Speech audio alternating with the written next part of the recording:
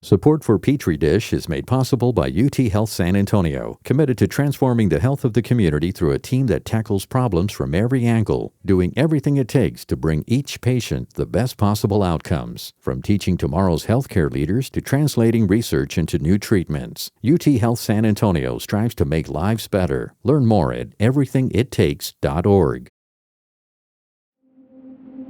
When Henrietta Lacks died in 1951, it seemed as though all memories of her life were buried along with her body in an unmarked grave in Clover, Virginia. They did not talk about Henrietta, and I didn't ask any questions. Shirley Lacks never knew Henrietta. She married Henrietta's son, David, and was close friends with her daughter, Deborah, but all Shirley knew was that their mother was long dead. She died when they were kids of a vicious cancer. Her death at the age of 31 left 5 children motherless. 3 of them were younger than 5. 1 of them was just a baby. No, Shirley never knew Henrietta, but she knew the silence around her life and her death was saturated with pain.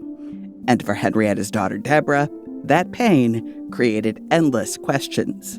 She wanted to know what her mother was like, what food her mother liked, what clothes her mother liked, what did her mother smell like, what did her mother do for her when she was a baby, and nobody answered those questions for her. So she didn't find out anything about her mother until she went on the journey with Rebecca Skloot, and they wrote the book. The book, The Immortal Life of Henrietta Lacks, written by journalist Rebecca Skloot, would breathe life into the silence around Henrietta Lacks and provide a kind of eulogy for the children who had no memories of her life or her death.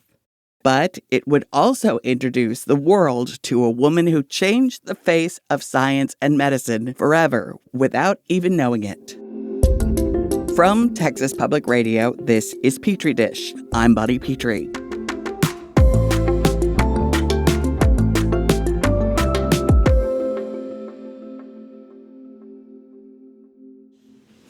Without further ado, please join me in welcoming Shirley and David Lacks to the stage. Shirley and her son, David Lacks Jr., recently stopped in San Antonio to share Henrietta's story at the Texas Biomedical Research Institute's 3rd Global Health Symposium.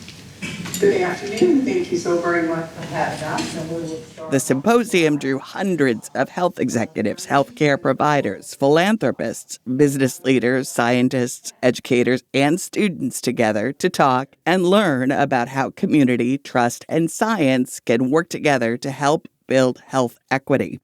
And for those who know her story, the name Henrietta Lacks is among the first that come to mind when you think about community, trust, science, and health equity. See, when Henrietta Lacks, a wife, a mom, a sister, and a friend, was fighting for her life against an aggressive cervical cancer in the segregated ward for Black patients at Johns Hopkins Hospital back in 1951, a researcher, without asking her or even telling her, scraped some tissue samples from her cervix. Now, informed consent was not a thing back then, and Skloot noted in her book that many researchers in hospitals that treated poor people for free, like Johns Hopkins, believed it was fair to use them as research subjects as a form of payment. And where Lacks was, in the segregated ward, consent wasn't a concept anyone ever even considered. So the researchers scraped the sample and took it back to the lab to see if it would grow. It probably wouldn't. None ever had before, not for long anyway. But Henrietta's did. Her cells survived and multiplied and never stopped. Average cells will have about 50 reproductions in a culture medium and then die. But more than 70 years later, Henrietta's cells still haven't stopped. Henrietta's cells, which became and are still known as HeLa cells for the first 2 letters of her first and last names, would make it possible to develop a polio vaccine. They would help scientists understand the impact of X-rays on human cells. They would be shot in a capsule into space to see what that did to human cells. They would play a role in the development of COVID vaccines. They did all this and much more.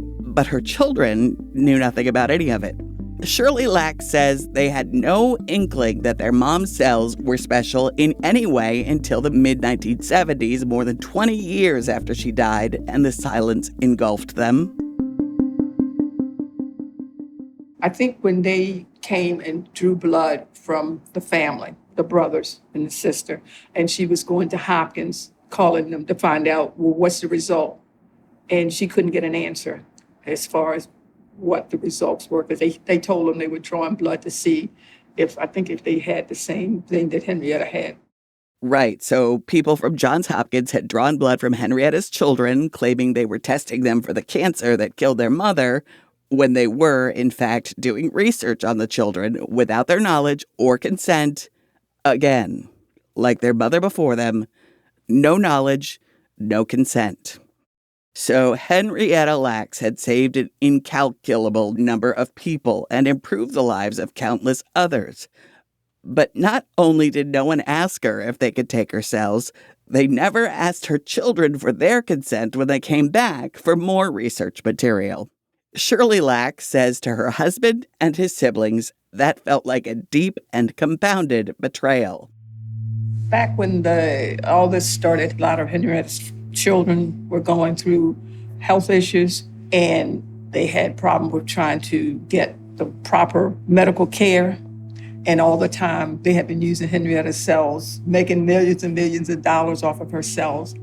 The Lax family couldn't afford to see doctors, while scientists were using their mother's cells to save strangers for decades.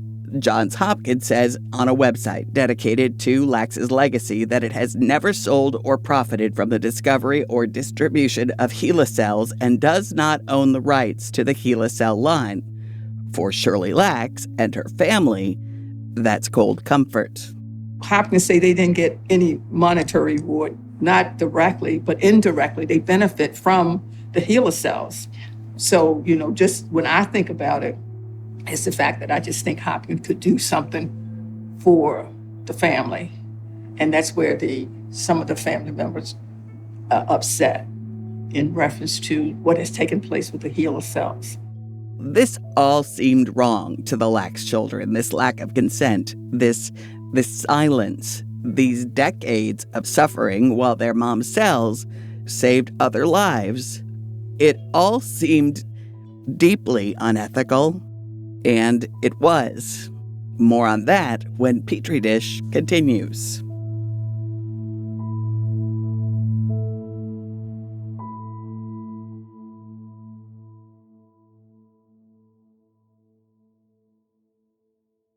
Support for Petri Dish is made possible by UT Health San Antonio, committed to transforming the health of the community through a team that tackles problems from every angle, doing everything it takes to bring each patient the best possible outcomes. From teaching tomorrow's healthcare leaders to translating research into new treatments, UT Health San Antonio strives to make lives better. Learn more at everythingittakes.org.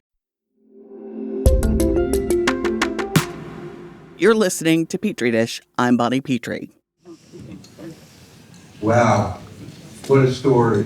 What an honor to meet both of you here today in San Antonio, Texas. And what a theme to be talking about today in this symposium on health equity, community, trust, and science. That's Dr. Larry Schlesinger, Texas Biomedical Research Institute's president and CEO, after listening to the family of Henrietta Lax, without rancor but unflinchingly, tell her story, their story. Her tissue was taken without her knowledge and without her consent. Her children's blood was taken under false pretenses. Schlesinger speaks for an entire community of scientists when he responds. Interview that we made mistakes, and there's been quite a bit of mistrust out there, particularly for those individuals who are underserved or not seen enough. And I think we need to do better. I think this community understands that we need to do better. Henrietta Lax died in Johns Hopkins Hospital back in 1951. Her tissue was taken there. Her cells were cultured at the university. Everything that's happened, good and bad, with the Gila cell line over the last 70 years begins at Johns Hopkins, and on its website, it lists a number of ways bioethics have evolved since Henrietta died. Among the changes, informed consent is strictly enforced for those who donate tissue and cellular materials for research. Patients are guaranteed access to their own medical records, and segregation in medical settings is a thing of the past. While the Lax family wants to keep the ethical issues exposed by their family's experience at the forefront of the conversation around bioethics and equity, they also want people to know that they are proud of Henrietta's legacy. They wouldn't take her cells back even if they could. Grandson Alfred Lax Carter told the science journal Nature about the cells, quote, "They were taken in a bad way, but they are doing good for the world." Shirley Lax told me her late husband, David, would have agreed with that sentiment. When this book first came out, my husband had a gentleman come visit him from, I think it was Japan. And he said the gentleman was talking to him and someone translated the fact that he was grateful for his mom. The gentleman told him he was grateful for his mom's contribution because of his mom's cells he was living, at that particular time. So it was just amazing. As for Henrietta, she could not have begun to conceive of what has happened with her cells. She was a tobacco farmer in rural Virginia, a housewife in Baltimore, and a mother to 5 children who wanted more. What does Shirley think her mother-in-law would think about her immortal cells and her immortal life? I think she would be elated because of the fact she was a person that liked to help. And she also was a person that liked to serve. So her cells helped and served a lot of people and helped them live longer. And what about Deborah, the daughter whose deep need to know everything she could about her mother to break the silence around her life, her death, and her ultimate immortality? Deborah died before the book she helped make happen was published. What does Shirley think she would think about all that's come to pass since then? Before Deborah passed, everything that she wanted to know about her mom, everything she wanted to know about her mom, she was able to find out. And she died in peace. What Henrietta Lax's dozens of descendants want now is a say in what happens with their ancestor cells. And they're starting to get it. Back in 2013, Henrietta's whole genome was sequenced and published publicly without asking any of the descendants for consent or even warning them, despite the fact that her genome tells the world quite a bit about their own genomes. They fought it, and now 2 family members are part of the Gila Genome Data Access Working Group, a group of medical, scientific, and bioethical professionals that review proposals to use the Gila cells. The Lax estate has also sued to get past and future payments for alleged unauthorized sale of Gila cells by a biotech company called Thermo Fisher Scientific. Some younger Laxes, grandchildren and great-grandchildren of Henrietta, have gone into science and medicine themselves, which seems almost poetic in its appropriateness. But mostly, Shirley Lax says her family just wants science and healthcare professionals to do better. They want them to do better by poor people. They want them to do better by Black people and other vulnerable populations. They want them to do better by everyone. And she has hope. From my observation over the last several years, I see, especially the younger generation, there's a more caring and want to get an answer to the problem. They just don't want to say, I'm going to work on it. They want to find an answer and fix it. And I think that as time go on, more and more of the younger generation will look at science differently than 10 years ago, or even 5 years ago. Shirley's son, David Jr., who is Henrietta's grandson, adds that his father's dream was that Henrietta's cells, samples from the cancer that savagely stole her from her children decades too soon, would be responsible, ultimately, for a cure for that terrible disease. He wanted his mom's cancer cells to cure cancer.